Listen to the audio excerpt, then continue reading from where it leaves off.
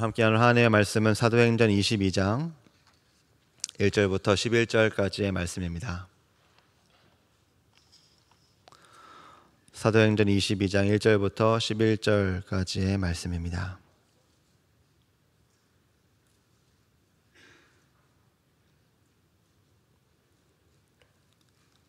하나님의 말씀 함께 받들어 읽도록 하겠습니다.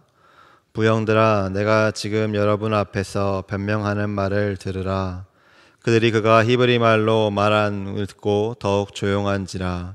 이어 이르되, 나는 유대인으로 길리기아 다소에서 났고 이 성에서 자라 가말리엘의 문화에서 우리 조상들의 율법에 엄한 교훈을 받았고 오늘 너희 모든 사람처럼 하나님께 대하여 열심히 있는 자라.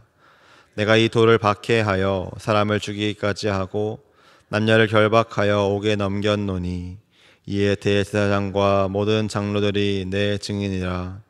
또 내가 그들에게서 다메섹 형제들에게 가는 공문을 받아가지고 거기 있는 자들도 결박하여 예루살렘으로 끌어가다가 형벌받게 하려고 가더니 가는 중 다메섹에 가까이 갔을 때에 오정쯤 되어 호련히 하늘로부터 큰 빛이 나를 둘러 비치매 내가 땅에 엎드려져 들으니 소리가 있어 이르되, 사울아 사울아 내가 어찌 박해하느냐 하시거늘 내가 대답하되 주님 누구시니까 하니 이르시되 나는 내가 박해하는 나사렛 예수라 하시더라. 나와 함께 있는 사람들이 빛은 보면서도 나에게 말씀하시는 이의 소리는 듣지 못하더라. 내가 이르되 주님 무엇을 하리이까? 주께서 이르시되 일어나 다메섹으로 들어가라. 내가 해야 할 모든 것을 거기서 누가 이르리라 하시거늘 나는 그 빛의 광채로 말미암아 볼 수 없게 되었으므로 나와 함께 있는 사람들의 손에 이끌려 다메섹에 들어갔노라. 아멘. 바울은 하나님의 인도를 따라 예루살렘에 이르렀습니다. 하나님께서 결박과 환난이 기다리고 있을 것이라 말씀하신 것처럼 바울은 예루살렘 성전에서 잔뜩 흥분하고 분노한 유대인에게 붙잡혔습니다. 약 30여 년 전에 예수님에게 그랬던 것처럼 또 몇 년 후에 스데반 집사에게 그랬던 것처럼 유대인들은 이번에는 바울의 목숨도 빼앗으려고 하고 있습니다. 그를 죽이고자 하는 거친 말을 쏟고 있습니다. 이런 절체절명의 순간에 예루살렘에 주둔하고 있던 로마의 군대가 개입합니다. 군중 사이에서 겨우 바울을 분리시킨 천부장은 사건의 진상을 파악하기 위해 바울을 묶은 채 영내로 들어가려고 하다가 혹시 천부장과 백성에게 말을 할 수 있느냐는 바울의 부탁에 잠시 멈춰서서 바울이 말을 할 수 있도록 허락합니다. 바울은 층대 위에 서서 손짓을 했고 현장에 있던 모든 사람의 시선은 바울에게 쏠렸습니다. 아마 우리가 바울이었다고 상상해 봅시다. 이 상황 가운데 있는 바울이었다고 한번 생각해 봅시다. 정신없이 맞아서 온몸은 멍들었고요. 피가 흐르고 있는 채로 사슬에 묶여 있습니다. 자신을 말 그대로 찢어 죽일 듯한 흉흉한 눈빛과 당장이라도 달려들 기세로 바라보는 수많은 동포들이 바로 앞에 있습니다. 자신이 어떤 사람인지 파악하려고 하는 로마의 군인들이 옆에 있습니다. 그 어느 누구도 호의적이지 않은 상황에서 짧게 한마디를 할 수 있는 기회가 주어졌습니다. 과연 무슨 말을 해야 할까요? 과연 그 순간 어떤 말을 하는 것이 마땅할까요? 바울의 선택은요, 자신의 과거를 이야기하는 것이었습니다. 3절 말씀 함께 읽도록 하겠습니다. 나는 유대인으로 길리기아 다소에서 났고 이 성에서 자라 가말리엘의 문화에서 우리 조상들의 율법에 엄한 교훈을 받았고 오늘 너희 모든 사람처럼 하나님께 대하여 열심히 있는 자라. 아멘. 바울은 자신도 유대인이며요, 오랫동안 예루살렘에서 지내면서 당대의 권위 있는 랍비였던 가말리엘의 밑에서 엄격하게 율법을 배웠고 배운 율법을 철저하게 지켜 하나님을 기쁘시게 하는 삶을 하나님을 기쁘시게 했다는 그 열심으로 살아왔다고 말하고 있습니다. 그리고 계속해서 하나님을 향한 그 자신의 열심이 얼마나 컸었는지도 말하고 있습니다. 4절과 5절 말씀 함께 읽도록 하겠습니다. 내가 이 돌을 박해하여 사람을 죽이기까지 하고 남녀를 결박하여 옥에 넘겼노니 이에 대제사장과 모든 장로들이 내 증인이라. 또 내가 그들에게서 다메섹 형제들에게 가는 공문을 받아가지고 거기 있는 자들도 결박하여 예루살렘으로 끌어다가 형벌 받게 하려고 가더니. 아멘. 하나님은 유일하시며 오직 하나님만 영광 받으셔야 한다는 굳은 믿음을 가졌던 바울에게 예수라는 인물은 하나님의 아들이자 그리스도로 고백하며 따르는 그리스도인들은 결코 용납할 수 없는 존재였습니다. 그래서 바울은 이스라엘의 거룩함을 지키기 위해 하나님을 향한 믿음을 증명해 하나님을 기쁘시게 하기 위해 예수를 따르는 사람들을 없애는 것을 자신에게 주어진 사명으로 여겼습니다.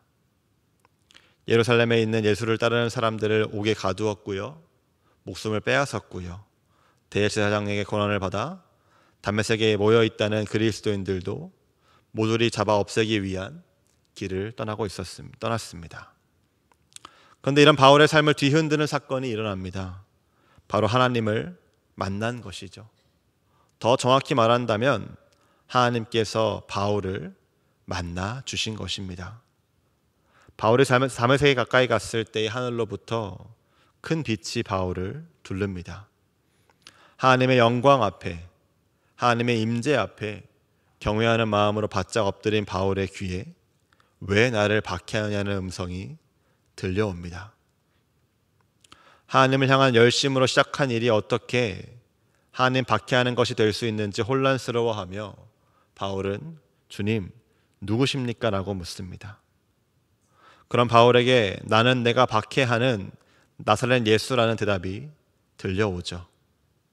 예수님께서 정말로 하나님께서 보내신 그리스도이심을, 하나님의 우편에서 세상을 다스리는 분이심을 확실하게 알려주신 것입니다. 바로 이 사건, 하나님께서 찾아와 주시고 말씀하시며 만나주시는 사건, 예수님이 그리스도시라는 믿음을 주는 결정적인 사건이 있었기 때문에 바울은 이전과는 완전히 다른 삶을 살 수밖에 없었습니다. 이전에 예수 그리스도와 교회를 박해하는 열심은 이제 교회와 그리스도를 향한 열심으로 바뀔 수밖에 없었다고 바울은 말하고 있습니다. 이렇게 바울은 하나님께서 자신을 만나 주셨기 때문에 하나님께서 자신을 잘못된 방향으로 향하던 그 열심을 바로 잡아 주셨기 때문에 여기까지 올 수 있었다고 고백합니다. 그런데 바울이 이 말을 하는 태도에 우리가 주목할 수 있기를 원합니다. 우리 1절 말씀도 함께 읽도록 하겠습니다. 부형들아, 내가 지금 여러분 앞에서 변명하는 말을 들으라. 아멘. 바울은요, 자신을 향한 증오에 그 압도당하여서 두려움에 가득 차 목숨만 살려달라고 비굴한 모습을 보이지 않습니다.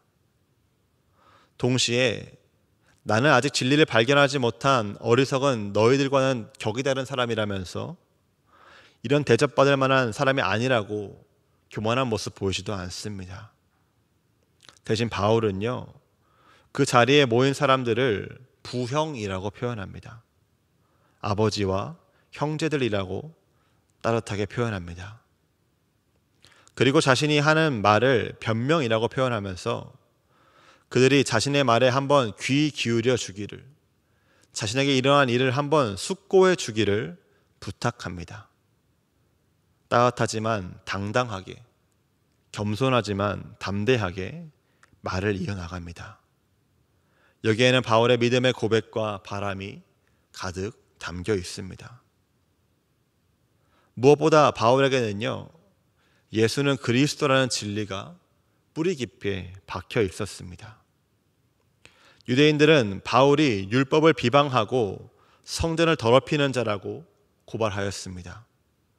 예수를 그리스도라 전한다는 이유로, 예수를 믿을 때 하나님의 백성이 될 수 있다는 이유로 그것을 가르치는 바울을 하나님의 뜻을 따르지 않는다는 이유로 죽이려고 했습니다. 하지만 바울은 예수님을 섬기고 전하는 것이야말로 진정으로 하나님을 기쁘시게 하는 일임을 분명히 믿었습니다. 그래서 바울은 자신의 목숨이 위협을 받는 그 순간 가운데에도 타협하지 않고 당당히 복음을 전할 수 있었습니다. 그리고 바울은 자신이 어떻게 이 진리에 이르게 되었는지도 알고 있었습니다. 만약 하나님께서 만나 주지 않으셨다면, 바울에게 예수가 그리스도라는 믿음을 주지 않으셨다면 자신도 여전히 저들과 마찬가지로 하나님 위에 산다고 자부하지만 실제로는 하나님의 뜻을 가로막는 걸림돌로 살았을 것이라는 사실을 바울은 알고 있었습니다. 자신이 하나님을, 진리를 찾은 것이 아니라 자신의 힘으로 노력으로 진리에 이른 것이 아니라 하나님께서 찾아와 주셨음을 알기 때문에 바울은 겸손할 수 있었습니다. 마지막으로 바울은 하나님께서 자신을 만나 주셨던 것처럼 저들도 만나 주시기를 간절히 원하고 바랬습니다. 하나님께서 저들의 잘못된 열심의 방향도 바로잡아 주시기를, 함께 예수님을 그리스도로 고백하며 섬기고 전하는 진정한 하나님의 백성, 하나님의 기쁨으로 변화시켜 주시기를 바울은 갈망하였습니다. 하나님께서 그 놀라운 역사를 자신을 통해 일으키시기를 바라면서 바울은 그 절체절명의 순간에도 자신이 만난 하나님을 전했습니다. 자신에게 찾아오신 예수님 이야기를 통해 하나님의 은혜와 사랑의 이야기를 다시 한번 전하기를 선택할 수 있었습니다. 사랑하는 명세 성도 여러분, 이 자리에 나온 우리 모두는 예수님을 하나님의 아들이요 그리스도를 믿고 고백하며 따르는 하나님의 자녀, 새로운 생명을 누리는 복된 사람입니다. 믿으십니까? 우리 그 믿음 붙잡고 오늘도 당당하게 세상으로 나아갑시다.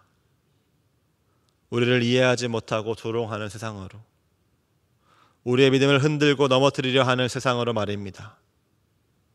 세상은 때로는 우리를 삼켜 없애버리겠다는 기세로 폭풍처럼 몰아치기도 합니다. 한번 타협하는 것 정도는 괜찮다며 은근히 유혹하고는 합니다. 하지만 그 모든 상황 가운데에서도 예수 그리스도야말로 유일한 길이요 진리요 생명임을 고백하며 진리를 따라 믿음 따라 살아가는 우리 될 수 있기를 소망합니다. 세상 보기에 멋지고 행복한 사람은 아닐지라도 하나님 보시기에 귀하고 기쁨 되는 하루를 보내겠노라 담대히 결단할 수 있는 이 시간 될 수 있길 소망합니다. 동시에 우리 겸손한 마음으로 나아갑시다. 우리가 세상이 아닌 하나님을 따를 수 있는 이유는요, 하나님을 선택하며 하나님의 기쁨 될 수 있는 이유는요, 결코 나의 잘남 때문이 아닙니다. 하나님께서 나를 먼저 찾아와 주셨기에, 나를 인격적으로 만나 주셨기에, 죄와 사망의 헛된 것에서 건지시고 구원하셨기에, 나의 삶의 이유와 방향을 바로잡아 주시고 알려주셨기 때문에 우리가 여기까지 올 수 있었습니다. 이를 기억하면서 나를 드러내기보다 하나님께 영광 돌릴 수 있는 우리 될 수 있기를 소망합니다. 마지막으로 우리 간절한 마음으로 나아갑시다. 우리를 찾아주시고 만나주셔서 새로운 삶을 누릴 수 있도록 변화시키신 하나님께서는 다른 사람도 이 풍성한 삶을 누리기를 간절히 원하고 있으십니다. 모든 사람이 구원에 이르러 예수 그리스도를 주로 고백하는 그 복된 삶을 누리기를 하나님께서는 원하고 계시고 바라고 계시고 꿈꾸고 계시고 이를 위해 역사하고 있으십니다. 내가, 하나님 먼저 만난 내가, 하나님 은혜 먼저 받은 내가 이 풍성한 삶을 전하는 사람, 축복의 통로로 부름받았음을 기억하면서 내가 만나는 사람들에게 주님을 전할 수 있는, 그래서 많은 사람들 주님께 초대할 수 있는 오늘 될 수 있기를 주님의 이름으로